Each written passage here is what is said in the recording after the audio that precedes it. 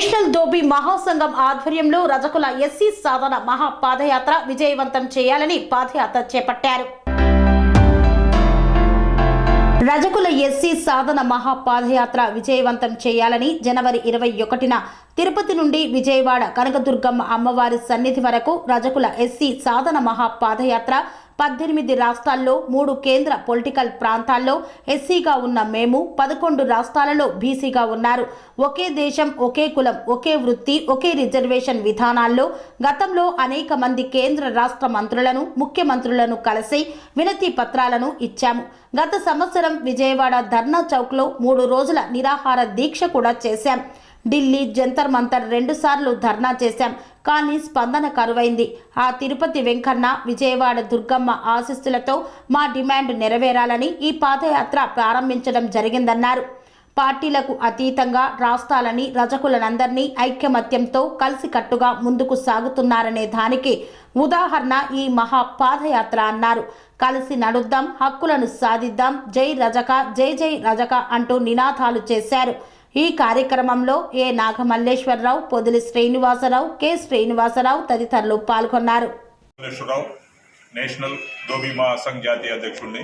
మరి రజకుల ఎస్సీ సాధన కోసం ఈ నెల 21వ తారీఖు తిరుపతి నుండి విజయవాడ వరకు మహాపాదయాత్రగా మరి ఈ ప్రభుత్వాలు, కేంద్ర రాష్ట్ర ప్రభుత్వాలు ఎన్నిసార్లు మేము రజకులను ఎస్సీలో చేర్చాలి, 18 రాష్ట్రాలు 3 కేంద్ర ప్రాంతాల్లో ఎస్సీలుగా ఉన్న మేము 11 రాష్ట్రాల్లో బీసీలుగా ఉన్నామని చెప్పేసి గత 50 సంవత్సరాల నుంచి పోరాడుతూ ఉన్నాం.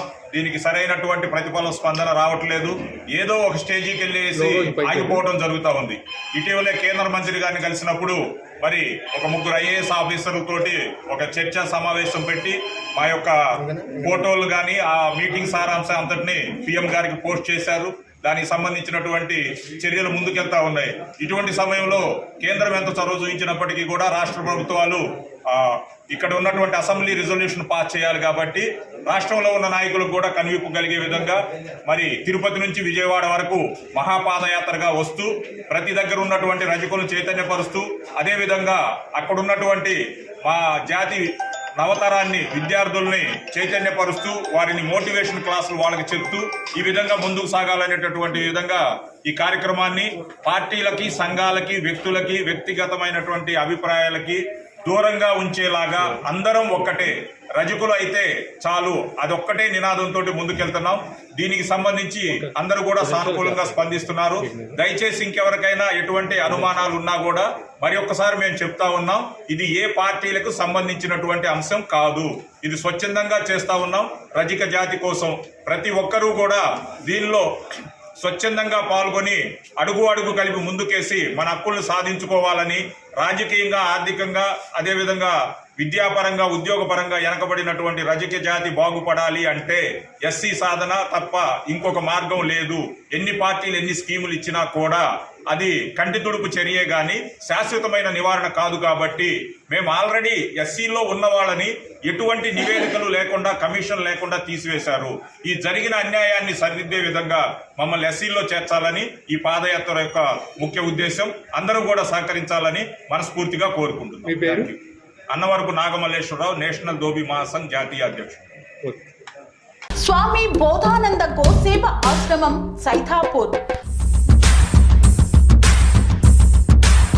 జ్యోతిష్యం, వాస్తుశాస్త్రం మన పూర్వీకులు మనకిచ్చిన వరం.